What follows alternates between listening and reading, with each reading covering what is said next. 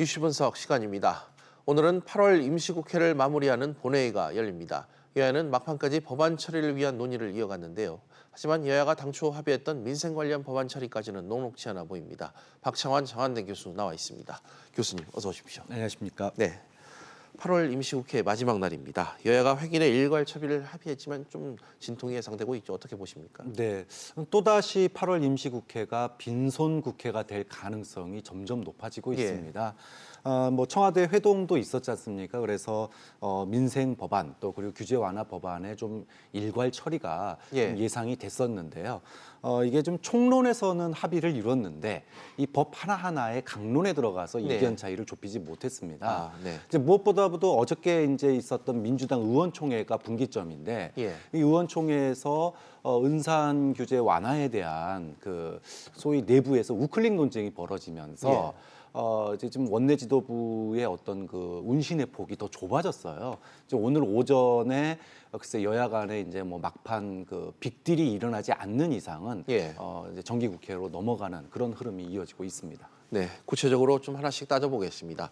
그나마 상가 임대차 보호법을 두고서는 어느 정도 좀 접점을 찾은 것으로 저희들도 지금 보도를 했었는데 계약갱신 신청구권 그러니까 현행 5년에서 10년으로 이 연장하는 방안이 가닥을 잡았는데 이 법안 처리는 좀 가능할 것으로 보십니까? 이것도 상당히 좀 어렵습니다. 뭐 궁중족발 사태로 촉발된 이 상가 임대차 보호법 5년에서 10년으로 늘리자 여기에는 여야의 이견이 없었습니다. 사실상 뭐 상가 임대차 보호법의 핵심 쟁점들은 합의가 끝났다 이렇게 볼 수 있는데요. 이제 문제는 한국당 측에서 건물주들이 그러면은 10년 동안 임대료를 올리지 못하는데 그에 대한 보상을 해줘야 된다. 그래서 조세특례법을 갖다가 이제 개정을 하자 이렇게 해서 건물주들, 그러니까 임대주들에게 세제 혜택을 주자 이런 안을 내놨는데 민주당은 이거는 상가임대차보호법 처리하고 나중에 정기국회에서 하자 이렇게 얘기를 했는데 한국당에서는 패키지다 이렇게 묶었습니다. 그러다 보니까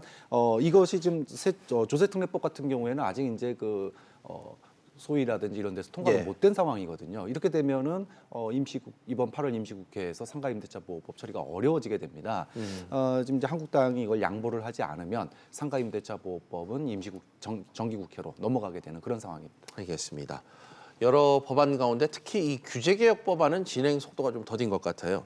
규제프리존법은 의료산업에 특례를 적용할 합의를 지금 보지 못한 것으로 알려지고 있고 서비스발전법 같은 경우는 정기국회로 좀 넘어갈 공산이 지금 크죠. 네, 서비스산업발전법 같은 경우에는 벌써 몇 년째 지금 국회에서 논란이 되고 있는데 이 논란의 핵심은 똑같습니다. 보건, 의료 분야를 포함시키느냐 마느냐입니다.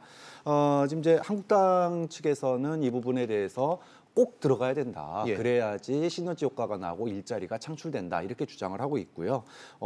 민주당이나 시민단체 이런 데서는 의료보건만 빼면은 서비스발전법 얼마든지 통과시킬 수 있다. 이게 지금 계속 되돌이표를 걷고 있거든요. 결국은 합의가 안 돼서 정기국회로 넘어가게 됐습니다. 규제프리존법, 뭐 이건 뭐 여야마다 부르는 이름이 다 다르는데요. 지금 민주당이 상당히 곤혹스러운 처지가 됐어요. 이제 일부 규제를 좀 완화해서 경제의 어떤 그 활로를 갖다가 뚫어줘야 된다라고 하는 데서는 공감을 하는데 민주당 내부뿐만 아니라 시민단체라든지 정의당 이 민주당보다 왼쪽에 있는 쪽으로부터 이 박근혜식의 어떤 그 규제 완화는 과거에 우리가 봤던 여러 가지 이제 그 규제를 완화해서 생긴 부작용들이 있었기 때문에 절대 안 된다라는 입장이고 당내에서는 또 일부에서는 이걸 풀어줘야 된다 이런 입장이다 보니까 민주당이 가닥을 못 잡고 있습니다. 그러니까 이거는 여기에 대해서는 야당이 공세를 취하고 있는데 지금 은산분리 완화부터 시작해서 규제 프리존까지 민주당이 좀 가닥을 잡는 게 지금으로서는 좀 필요한 수순이 아닌가 생각이 됩니다. 네, 주요 쟁점 입법들 살펴봤고요. 최근 또 고용과 소득 지표가 최악으로 나오면서 문재인 정부의 소득 주도 성장을 놓고도 정치권에서 지금 갑론을박이 벌어지고 있습니다. 첨예하게 엇갈리고 있는 경제 정책 공방, 좀 합의점을 찾기는 좀 어려운 걸까요? 이거는 좀 쉽지 않을 것 같아요. 과거 정부에서도 뭐 예를 들어 이명박 정부의 토건 정책이라든지 박근혜 정권의 뭐 창조 경제 여기에 대해서 야당이 사실 이건 뭐 말도 안 된다, 절대 안 된다 이렇게 반대를 하지 않았었습니까? 이제 문재인 정부의 소득주도 성장에 대해서도 야당이 그런 입장을 가지고 있어요. 이제 문재인 대통령이 최근에 뭐 지지율이 하락하고 또 일부 최저임금이라든지 노동시간 단축으로 인한 부작용이 나타나는 것에 대해서 예.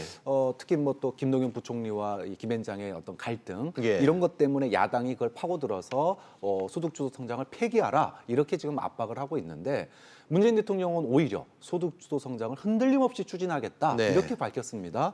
결국은 이게 좀 뭐 여야가 사이에 사실 합의를 보기는 어려운 상황이고요. 이제 문제는 문재인 대통령이 이제 지금 1년 동안이야 뭐 효과가 부족했다 치더라도 앞으로 1년 안에 이 효과를 보여주지 못한다면 예. 이 소득주도 성장이 더 추진하기 어려울 수 있거든요. 그렇기 때문에 지금 뭐 당정청이 똘똘 뭉쳐서 이 소득주도 성장을 통한 어떤 효과를 예. 1년 안에 보여준 물론 뭐 이게 단기간에 나타나는 효과가 아니기 때문에 어렵지만 상당히 문재인 정부로서는 좀 코너에 몰린 그런 상황이다라고 볼 수 있습니다. 알겠습니다.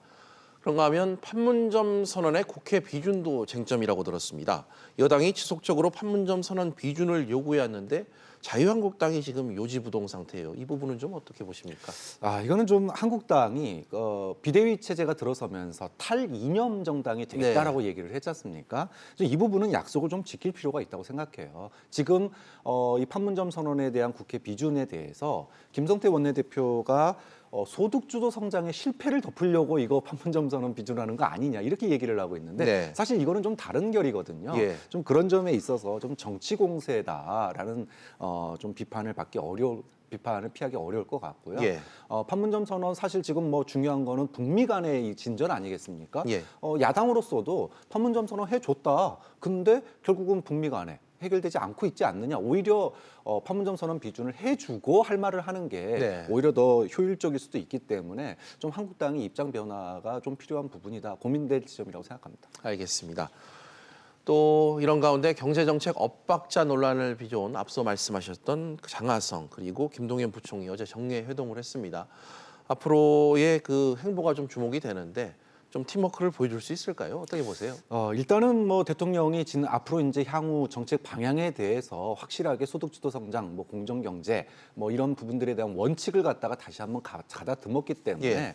그 원칙을 벗어나는 논쟁을 벌이기는 어려울 것으로 보입니다. 네. 두 분도 뭐 손을 마주잡고 모양새를 많이 취했는데 하지만 입장차는 있을 수밖에 없겠죠. 좀 그런 점에서 일부 이제 법안이라든지 정책에 대해서 속도 조절을 네. 좀 할 수 있는 상황이 될 것 같고요. 또 부작용에 대해서 우려를 표시하면서 보완하는 관계 이렇게 본다면 서로가 대립하기보다는 시너지를 내는 관계로 일단 큰 방향은 틀어졌다 이렇게 볼 수 있는데 이제 문제는 이게 이제 정책의 근본을 흔들 수 있는 그런 논쟁까지 가느냐 이게 예. 문제인데 글쎄요 뭐 대통령이 나서서 정리를 한 마당에 거기까지 갈등이 이어지기는 쉽지 않을 거라고 봅니다. 알겠습니다.